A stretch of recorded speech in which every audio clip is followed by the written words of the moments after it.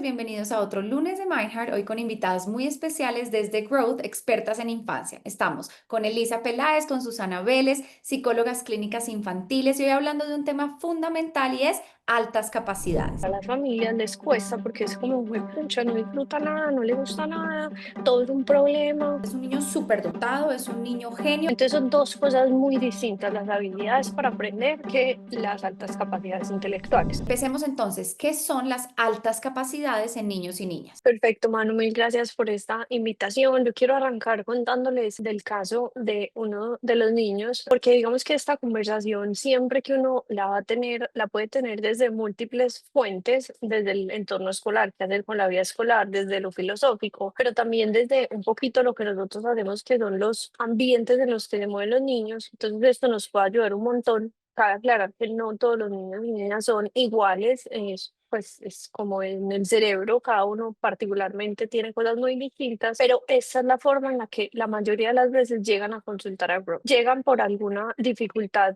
que están teniendo, normalmente pues ya que saben que trabajamos con altas capacidades y fundimos información sobre cómo identificarlo más temprano no nos pasa tanto, pero la verdad es que la mayoría de las veces el real caso de altas capacidades o con doble excepcionalidad, que también hoy lo vamos a conversar, llega con una queja, llega con algo que no está funcionando. Entonces, este niño del que les hablo llega porque en clase empieza a tener unas apreciaciones muy particulares sobre lo que ocurre con su profe, a cuestionar un poquito, pues parecía cuestionando, ya vamos a entender que no, sus decisiones o la forma en la que explicaba algo. Le hablaba mucho de sus incoherencias, entonces le decía, profe, hace 2 clases nos dijiste esto no coincide con esto otro, y en esa doble excepcionalidad muy inatento durante las clases, con mucha dificultad, y cuando se lograba conectar con el interés, súper metía en ese interés y no dejaba tampoco, no se flexibilizaba para que la profe pudiera cambiar de tema, y ahí es donde ese nivel de detalle de lo que él identificaba, de lo que ella hablaba, parecía para él incoherente o hacía demasiadas preguntas que parecían desafiantes, pero que eran realmente un gran interés. Sobre el tema de la definición de las altas capacidades, yo sé que en redes sociales, en todas partes, entonces nos da ganas de hablar del tema, hablamos de Rensul y un montón de teorías. Yo quiero aclarar que vamos a conversar desde lo que nosotros sabemos hacer, que es dos cosas que se unen, y es el análisis del funcionamiento cerebral de estos niños y niñas, pero cómo eso tiene un impacto en su funcionamiento y en sus diferentes sistemas, en el colegio, en la familia y lo que hacemos en terapia. Desde ese punto de vista, las altas capacidades intelectuales no se deben ver solamente como un indicador, pues en una prueba de nivel de inteligencia, que sí es importante, pero tampoco nos podemos ir al área más filosófica que plantean muchos autores, como de la creatividad y de la creación de cosas novedosas, porque ahí se nos pierde algo muy importante, que es la identificación temprana. En esta conversación, entonces, si nos quedamos en las características individuales desde el punto de vista del funcionamiento cerebral de estos niños y niñas, son niños que aprenden muy rápido, el desarrollo del lenguaje es temprano y es muy completo. Otra vez es un espectro, no todos son igualitos, pero en general es muy enriquecido ese vocabulario, toda su parte de comprensión verbal, de razonamiento visual y de razonamiento perceptivo, la inteligencia, la forma en la que llegan a conclusiones es muy enriquecida, pero también tienen unos retos importantes en ese funcionamiento. Son inflexibles, en un alto nivel de inflexibilidad muchas veces, son súper sensibles y algunos autores incluso lo han identificado con sensibilidad en el cuerpo. Tienen alergias o son estos niños que desde pequeños empiezan con el tema que no les gusta que les echen el antisolar, la crema, que les cojan el pelo muy duro, que les laven el pelo constantemente con champú. Bueno, es como un nivel de sensibilidad importante y tienen un alto nivel de perfeccionismo. Entonces son los que no quieren exponerse, no quieren hacer las cosas porque van a perder o porque no van a ser los mejores, no les gusta exponerse. Y tienen en algunas ocasiones, que es ahí donde yo siento que llega la investigación con el tema de la creatividad, y es que tienen un nivel como de sentido de la estética muy desarrollado, y eso también se complementa con el perfeccionismo, que es un rasgo muy, muy típico en estas personas, porque se dan cuenta de unas cosas que de pronto para uno no es importante, entonces están chiquitos y están dibujando, no les gusta, le arrugan la hoja y la botan, no lo rasgan, no se ofuscan, y uno dice, pero qué bobada, era un dibujito que no te quedó bien hecho, pero ese nivel como de, yo se lo digo a mi hijo, que por otras razones tiene un procesamiento visual muy grande, le digo, tú ves el mundo como en 4K, nosotros los mortales no, es como que lo ven todo súper, súper exquisito, pero eso también entonces hace que, por ejemplo, el error sea súper visible. Y ya a nivel de sistemas les pasa, entonces acuérdense que eran dos conversaciones, como el funcionamiento neuropsicológico y el funcionamiento en sus sistemas. A nivel de sistemas les pasa que en la familia, en la casa, en términos de crianza, tienen unas preguntas que en la crianza típica se ven como desafiantes. Yo sé que eso ha evolucionado, pero sigue habiendo familias que dicen, nos toca explicarle todo, ¿por qué? Porque una regla, porque la otra. Y si uno no se conecta con que la pregunta es genuina, hay dificultades para que sigan instrucciones, para que acepten límites, porque ellos no están haciendo la pregunta por desafiar o de forma retórica, sino que es una pregunta genuina, tienen un pensamiento sistémico, o sea, ellos piensan es en forma de sistemas y no en forma como de literal, como que no tragan entero. Entonces ese pensamiento sistémico hace que ellos necesiten comprender el porqué, el sentido de las cosas para como responder a ella, ¿cierto? Como dicen por ahí, no tragan entero. Entonces eso genera impacto en el sistema familiar en términos de crianza. Y en el sistema familiar también pasa que como tienen ese vocabulario tan enriquecido, yo molesto a los papás cuando les estoy haciendo preguntitas a ver si por ahí va el agua al molino, les digo, son muy dramáticos en su hablar, porque tienen algo hermoso y es que como su comprensión verbal, que eso se mide incluso en las pruebas, es tan alta, ellos son como una grabadorcita humana. Entonces se acuerdan de todas las expresiones, todas las palabras que escuchan del medio, pero de las películas, etcétera. Y como no tienen el filtro social de la adolescencia, es muy bonito porque se expresan sin decir esto no, pues esto suena raro, así no hablan mis amigos. Ellos usan todo el repertorio vocabulario. Entonces, en vez de decir, hoy fulanito me miró así, dicen, hoy fue el peor día de mi vida es una tragedia. Son súper lindos pues en la forma que se expresan, pero a las familias les cuesta porque es como, "Jue pucha, no disfruta nada, no le gusta nada, todo es un problema y tiene que ver con eso". En el entorno escolar, las dificultades, yo sé que para todo el mundo el imaginario es mismo, es como que se la saben todas, entonces se aburren en clase.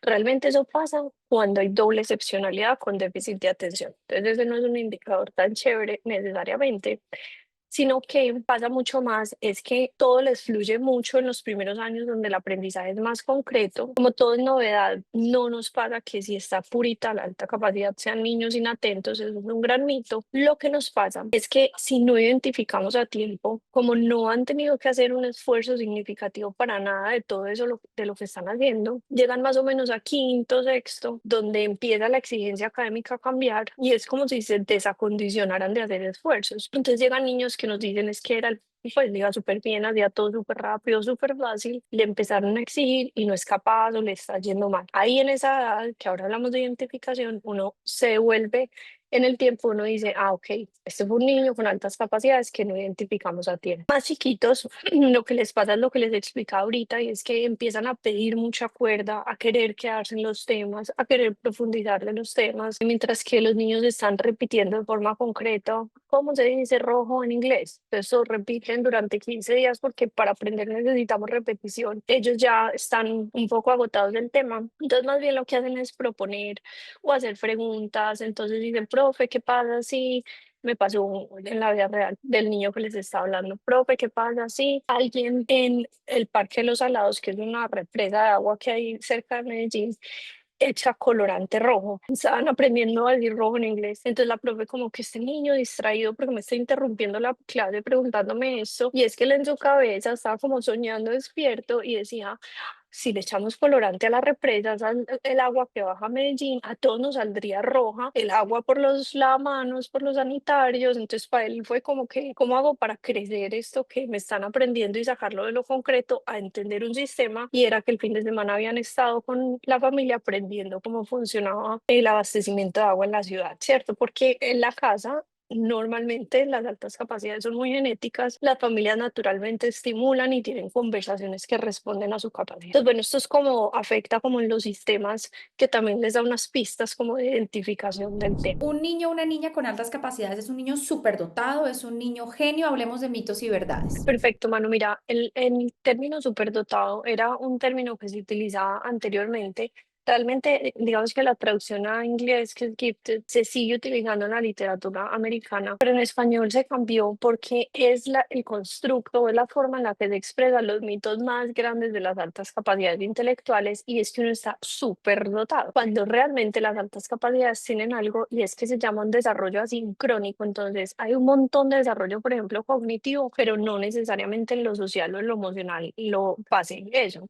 O hay un desarrollo muy grande en toda la capacidad verbal, pero puedo compartir con una dificultad para leer. Hay mucha gente con dislexia que tiene altas capacidades intelectuales, se comparte muchísimo ese diagnóstico. Entonces, la forma correcta de decirlo es altas capacidades intelectuales, pero eso me trae algo importante sobre los mitos. Y es que hay mucha literatura, pues no es literatura, hay mucha información que viene muy cargada por mitos que suenan muy chévere o que nos excusan de cosas. Es que yo creo que soy súper inteligente, yo no, mi hijo no necesita X, Y o Z, que es una postura pues que nunca tenerla, que es un fixed mindset. Y dentro de esa literatura es donde viven todos esos mitos que la gente cree que da respuestas, pero lo que da es angustia. Entonces, mito, son capaces de hacer todo, o sea, les va súper bien, aprenden todo súper fácil. No, eso es un cerebro que tiene una capacidad de aprender mucho más ágil y eficiente, pero somos seres humanos. Entonces, en eso también tenemos que entender que ahí pues, me puede fluir un montón aprender algo que me gusta,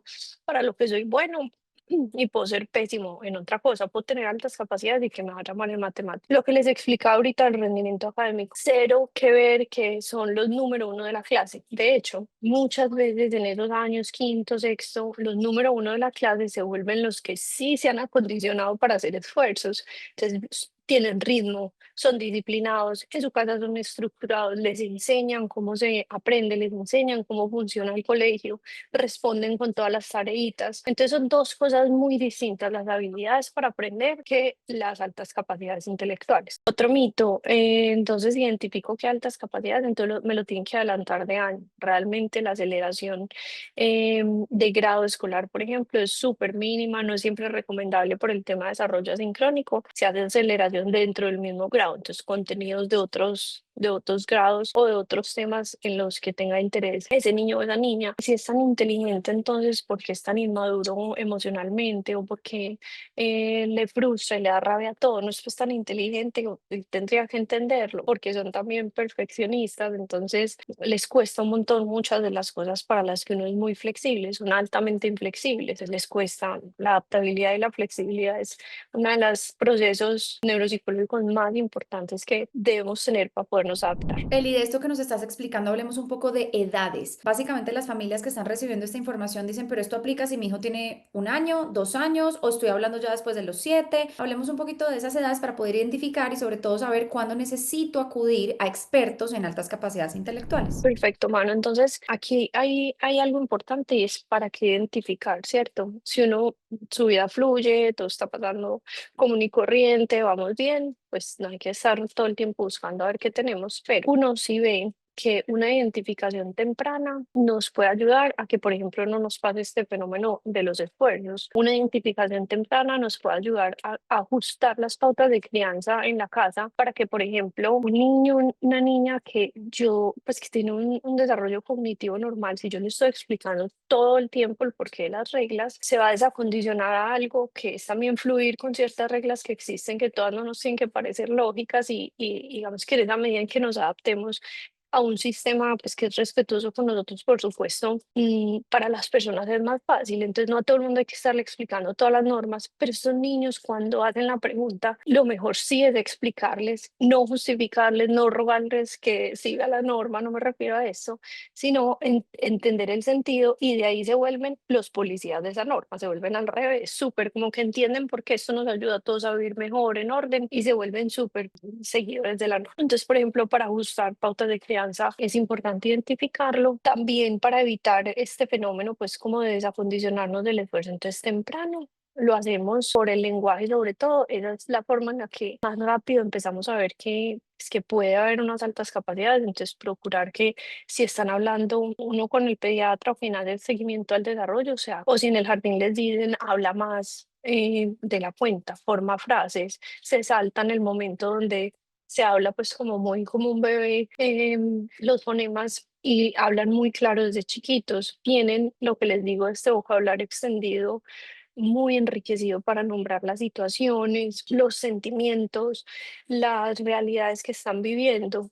Típicamente ante los de los 2 años están hablando perfecto, pero no quiero pues que nos hagamos como en forma de checklist, tampoco porque cada desarrollo es muy, muy distinto. Otro aspecto importante para identificar es todo el tema social. Entonces tienen unas dificultades, una que hay que ser muy cuidadoso de hacer la diferenciación con autismo. Tiene unas dificultades en lo social, sobre todo porque, por ejemplo, entienden las reglas del juego súper bien y tienen una alta inflexibilidad. Entonces son esos que les molesta que los amigos se salten la regla, o ellos creen que se están saltando las reglas y muchas veces que el niño de su misma edad no entendió el juego como él. Tienen unos juegos muy elaborados, muy completos. Entonces, si van a jugar a superhéroes, ellos se montan una historia mucho más elaborada y completa. Y yo en los primeros años lo alejaría de lo académico. O sea, no me interesa, no les pregunto en la primera cita, nunca, pero es el primero de la clase, pero es el que le va súper bien. Creo que nunca he identificado unas altas capacidades por el rendimiento escolar, sino por este tema del lenguaje, de la inflexibilidad, del la dificultad en la crianza para como tragarse las normas sin preguntar por ellas, y de la forma en la que juegan y de la sensibilidad. Les pregunto si hay alergias, si hay sensibilidad como con texturas o de la ropa o de la comida. A nosotros nos gusta mucho, sabemos que nosotros también recibimos familias muy curiosas, a veces, como dice Eli, con mucha información sobre el neurodesarrollo y sabemos que si existe esa curiosidad, pues es interesante consultarlo y muchas veces nos llegan es un desarrollo del lenguaje. Estoy aquí un poco recordando una de nuestras pacientes que hizo como un curso muy bonito en Growth, una familia muy curiosa, muy seguidora de eso en neurodesarrollo. También, como dice Eli, dentro de la genética de esta familia hay un pensamiento sistémico de lo que observan de su hija y consultan más por buscar orientar su crianza frente a lo que ven, una niña con una resistencia a las instrucciones, con una búsqueda de argumentación constante, una inflexibilidad y en ocasiones le costaba adaptarse a los cambios, una preferencia por quedarse en su casa y también, digamos, como hacer grandes esfuerzos a nivel social. Entonces, esto también hace que las familias vayan a consultar. Hay algo que yo quisiera hacer doble clic. No siempre cuando llegan con esas consultas nosotros decimos esto hay que evaluarlo porque también una evaluación demasiado profunda, cognitiva, social, emocional, pues tiene que ser también recomendada cuando de verdad las esferas del niño y la familia están perdiendo ese funcionamiento. Y eso fue un poco lo que pasó con esta familia y lo que encontramos fue hay una consulta, se hace una orientación, se hace una adaptación de algunos de estos asuntos en la crianza, pero volvemos a consultar y ya ahí, digamos, encontramos que la familia de verdad necesita información adicional, necesita más datos sobre lo que quiere conocer de su hija, lo que estamos aplicando en ese momento para el ajuste, como dice él, y la adaptación y la flexibilidad de pronto no es suficiente con los esfuerzos que estamos haciendo en consulta y tomamos una decisión cuidadosa con la familia de hacer una evaluación temprana de ese proceso. Y la verdad es que somos bien juiciosas con eso para que el impacto que tiene la entrega de los resultados de esta familia de verdad tenga un impacto contextual y no solamente un título de altas capacidades, sino que de verdad trabajemos en equipo. Y en eso viene como que, listo, consultamos desde la crianza, pasamos a hacer una evaluación más formal, encontramos ahí un perfil específico que nos confirma unas altas capacidades, pero también un contenido emocional que hay que trabajar y ahí es que pasamos de la mano a trabajar con los padres esto a nivel de habilidades, a entrenar un poco esas habilidades de los padres, pero también es muy bonito porque siempre está sobre la mesa el diagnóstico, pero siempre lo traducimos para que también más que esa identificación, como dice Eli, del checklist, se vuelva una adaptación en el contexto y facilite la vida. Por último, y para cerrar, hay algo muy importante de lo que tenemos que conversar, que es con lo que conversamos, la verdad, con la mayoría de las familias, que es la doble excepcionalidad. Cuando el cerebro se desarrolla distinto, que es lo que llamamos neurodiversidad, un desarrollo, pues una alteración en el neurodesarrollo, una alteración en cómo se formó el sistema nervioso, a veces, muchas veces, se comparten dos cosas que son opuestas pareciera, pero son ciertas al mismo tiempo, que es, por ejemplo, tener dos diagnósticos, tener altas capacidades intelectuales y déficit de atención, o altas capacidades intelectuales y dislexia, que es, por ejemplo, la dificultad para automatizar la lectura. Entonces, esto en la literatura se llama los niños de peaks and valleys, entonces los niños de picos y valles. Son los que más sufren, las familias que más sufren y los que más se resisten los colegios a hacerles adaptaciones. ¿Por qué? Porque son niños que tienen unos picos de desarrollo y, por ejemplo, este lenguaje súper estructurado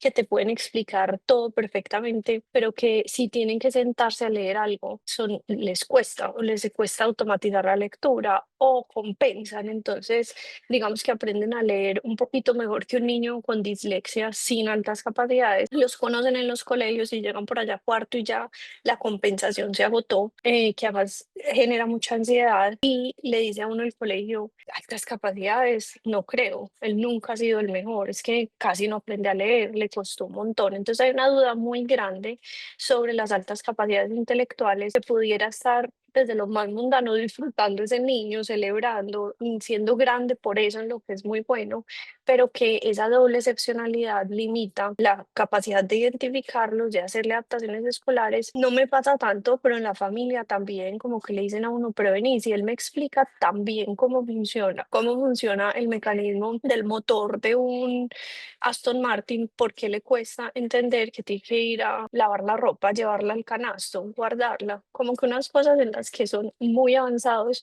y les cuesta seguir instrucciones, por ejemplo, puede generar en la casa dificultad. Entonces, esa doble excepcionalidad yo diría que es la razón número uno de sufrimiento en estos niños y niñas, porque están desconcertando todo el tiempo, entonces el ambiente es muy injusto con ellos, porque es como que no, si tú eres muy bueno hablando y justificando, tienes que ser igual en todo, pues ningún ser humano es así, sino que en ellos se hace muy evidente la capacidad y es como si le diera más sombra a la dificultad que un niño más promedio que tenga una dificultad y que uno diga, ah, sí, es que le cuesta, entonces vamos a ayudarle, vamos a ponerle el puentecito. Bueno, no, y yo creo que obviamente me imagino, Manu, que estas conversaciones abren un montón de preguntas a las familias y la verdad es que nosotros somos unas apasionadas por todo el desarrollo de los niños y por eso nosotras dos somos las cofundadoras de Growth, pero en realidad no somos Growth. O sea, Growth es todo nuestro equipo que ha sido y ha trabajado de la mano, digamos, de nuestras pasiones, pero ellas mismas crean constantemente las intervenciones más relevantes en este tipo también de acercamiento al neurodesarrollo y digamos que de esa manera, pues hoy estamos aquí, tenemos el honor de compartir un pedacito de lo que pasa en Growth con las familias, pero nosotros somos y hace unos años nos nombramos como un centro de expertas en infancia, uno porque la pasioncita de nosotras nació en la infancia, pero también porque alrededor de la infancia trabajamos constantemente, acompañamos a las familias desde la gestación con el curso prenatal, desde los primeros años, con el seguimiento del neurodesarrollo en el programa de estimulación receptiva, porque queremos llegar antes, queremos llegar desde ese momento cero, cuando los papás imaginan ser papás y mamás, y también queremos acompañar a partir de ahí el mundo del ciclo vital, desde el momento en el jardín infantil, el acompañamiento académico y escolar, y no solo somos psicólogas, también somos neuropsicólogas,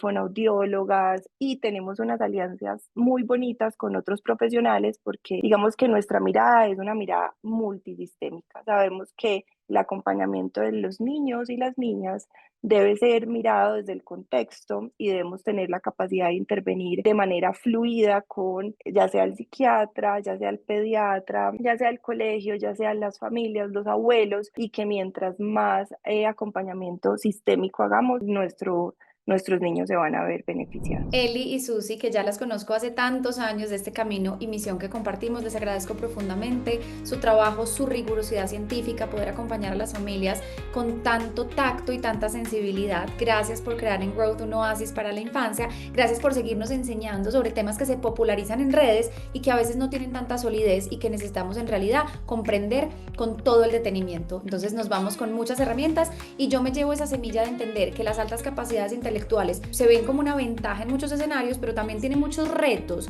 y que esos retos no pueden pasar desapercibidos y que esos chiquitines necesitan mucho acompañamiento, nuestra presencia y toda nuestra paciencia. Gracias, Manu, por esta invitación. Qué rico estar aquí y compartir esta pasión, como dices tú, hace años y hacer las cosas bien hechas. Y gracias, Manu, por democratizar como esta información. Sabemos que esto va a llegar a muchas personas en muchas partes del mundo, muchas más acompañadas, otras que están solas criando, y eso también es muy importante, y aquí estamos pues nosotros también para acompañarlos desde esa mirada.